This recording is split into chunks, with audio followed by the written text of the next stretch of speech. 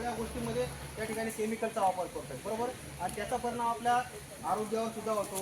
आयुष्यमान कमी व्हायला लागलेले. आता बघा, पूर्वीचे लोक 100-100 वर्ष जगायचे, बरोबर आहे का नाही. पण आज आपलं आयुष्यमान 50 वर्ष 40 ओलांडले की आपल्याला कुठेतरी आजार करतो आणि आपलं आयुष्य कमी करतो. याचा दुष्परिणाम आपल्या सगळ्या आरोग्यावर किंवा पुढच्या पिढीवर सुद्धा होत असतो. म्हणून आपण हे टाळण्यासाठी आता आपल्या देशामध्ये विषमुक्त शेतीसाठी आपण सेंद्रिय पदार्थ जे आहेत किंवा सेंद्रिय त्या ठिकाणी खतं असतील त्यांचा वापर करून त्या ठिकाणी आपण आपली शेतीमध्ये त्या ठिकाणी वापर करा आणि सेंद्रिय शेतीतून त्या ठिकाणी चांगल्या प्रकारे आम्ही धान्य उत्पादन करू शकतो. म्हणून आपण या ठिकाणी हा गांडूळ खत प्रकल्प या ठिकाणी आहे. बघा, गांडूळ असतात आमच्या शेतकऱ्यांना मित्र असतो, बरोबर ना.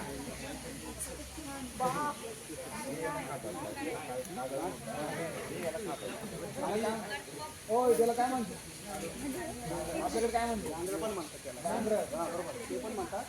आणि ही जे गांडूळ आहे बघा, ही आम्ही विकत आणलेली. हे आपण एकदा त्या ठिकाणी गांडूळ फक्त 20 फेटोड्या म्हणून ही जात आहे गांडूळाची. तर ही गांडूळाची जात आपण त्या ठिकाणी बघा, याच्यामध्ये काडी कचरा त्या ठिकाणी बेड बनवलेले आहेत. या बेडच्या माध्यमातून त्याच्यामध्ये पहिल्यांदा जो थर असतो तो आपला काडी कचरा वगैरे पालापाचोळा असेल त्याचा पहिला थर करा. त्याच्यानंतर शेण टाका. शेण टाकल्यानंतर परत काडी कचरा, परत शेण, असे त्याच्यावर एक थर करायचे. आणि नंतर त्या ठिकाणी त्याच्यामध्ये पाणी वगैरे टाकून, आणि पाणी टाकल्यानंतर त्याच्यावर आपल्याकडे गोमपाट वगैरे असतात, पोतडी वगैरे असतात, ते त्या ठिकाणी फाडून त्या ठिकाणी त्याच्यावर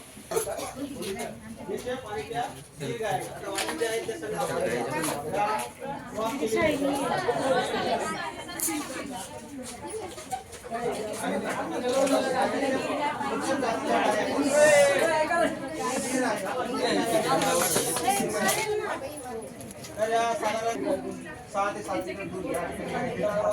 आणि आपण हे दूध जे आहे ते मार्केटिंग करतो त्या ठिकाणी आवाजच्या माध्यमातून आपण काही आपले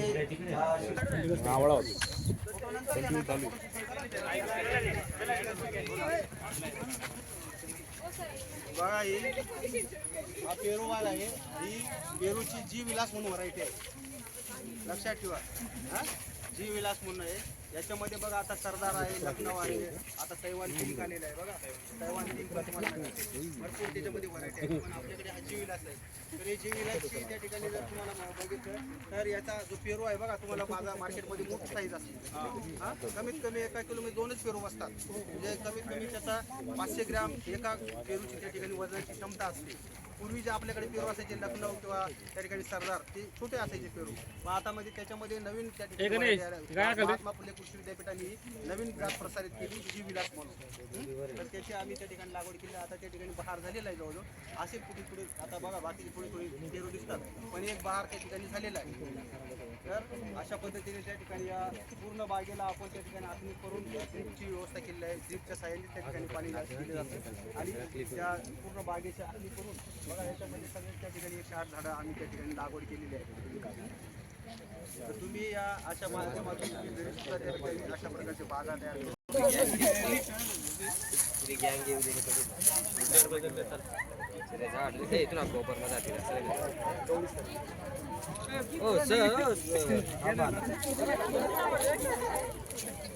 सीताफळाची बाळानगर म्हणून जात आहे. आता याचा बाळ जो असतो तो आपल्याला जूनमध्ये तुम्हाला माहित असेल. आता ही सुद्धा अवस्थेत आहे. म्हणजे आमचा फोटो नाही उरायला व्हिडिओ आहे. मोठा फळ आहे बघा तुम्ही. त्याच्यामध्ये बिया कमी आणि घर जास्त आहे. आणि त्याच्यामध्ये त्याचा आईस्क्रीम वगैरे आपण म्हणतो, किंवा त्याच्यामध्ये बऱ्याचशा फ्लेवरच्या सुद्धा मुलं करतात. त्याच्यानंतर त्याची प्रतवारी करतात. मग त्याच्यामध्ये प्रतवारी केल्यानंतर चांगला माल असते तो कॅरेटमध्ये प्रत्येकाला आम्ही एका विद्यार्थ्याला 20-20 किलो माल देतो. आणि ते विद्यार्थी 2 विद्यार्थी 20 किलो माल घेऊन जातात. आणि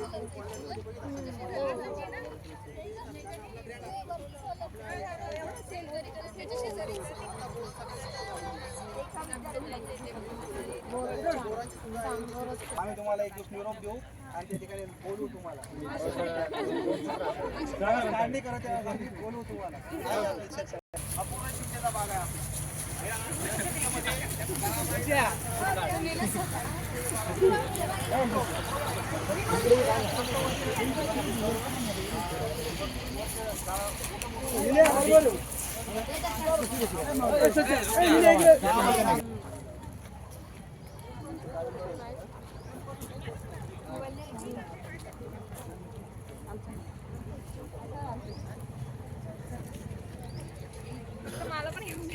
बरोबर आहे ना. आता हे दोन्ही काय बोरच आहेत, बरोबर आहे का नाही.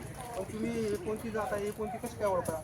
सेफ वरून, बरोबर, त्याचा आकारावरून. हा, तर आता ही जी आहे बघा, आता याचं या फळाचं जे बघा पुढचं टोक जे आहे ते टिचकोळ आहे, एकदम टिचकोळ आहे. ते याची व्हरायटी आहे कडाका.